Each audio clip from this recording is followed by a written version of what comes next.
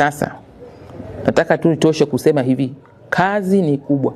Mtakuwa ikifanywa kazi vema na kuratibiwa vema, inaunganisha sekta zote, kuanzia masuala ya kiuchumi, mila na desturi, mambo ya udhibiti na matumizi sahihi ya vyombo vya habari na teknolojia ya habari, pamoja na kwenye maeneo ya umma.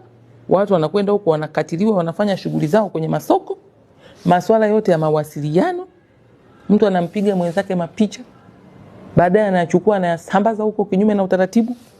Masuala ya malezi na msaada kwa familia na mahusiano yanaunganishwa humo.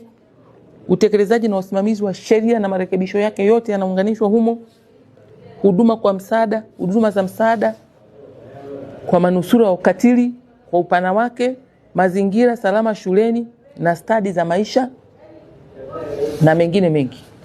Ina maana mtakuwa ni mkakati mzima wa maendeleo na ustawi kwa makundi yote. Nataka nijue mmetekeleza nini nyinyi wenyewe, lakini mkikumbuka kwamba mnawasimamia wale wa chini ambao ndio wanatakiwa waletee huo utekelezaji wafanye. Na kama vitu vimetekelezwa kwenye mnyororo wa vikao vya serikali, hivyo nilivyovisema huko chini, lazima ajenda itakuwepo. Kama haikuwepo, mtuambie ni maeneo gani hawakufanya. Kama ni barua za TAMISEMI za kwamba iwe ajenda ya kudumu kwenye mtakuwa, tulishaziandika. Kama hamnazo, tutawapa kumbukumbu tujue nani alitekeleza, nani hakutekeleza,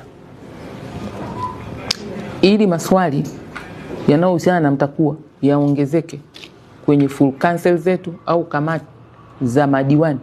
Lazima nyinyi mseme ni mpango gani wa kutafuta rasilimali au program za kuwawezesha hao wanaokaa kwenye meza za maamuzi huko, wajue, ili waweze kuuliza maswali, kutoa maoni na kuchangia kasi ya mpango huu. Sasa kabla sijahitimisha, na wasisitiza tena mambo makubwa matatu.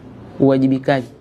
Bila uwajibikaji tutabaki na mipango kabatini, muda utakwisha, tunarudi tena kwenda kupanga mwingine. Mimi na nyinyi sio waumini wa hilo jambo. Kila mmoja hapa ana jukumu la kuhakikisha kwamba tulichokiandika tunakitekeleza. Na sijaona kama kuna kitu chochote hapa ambacho hakitekelezeki kwenye mazingira yetu. Ufuatiliaji wa shughuli zote uimarishwe, na mbaini changamoto mapema na hatua ziwe zimenyoka.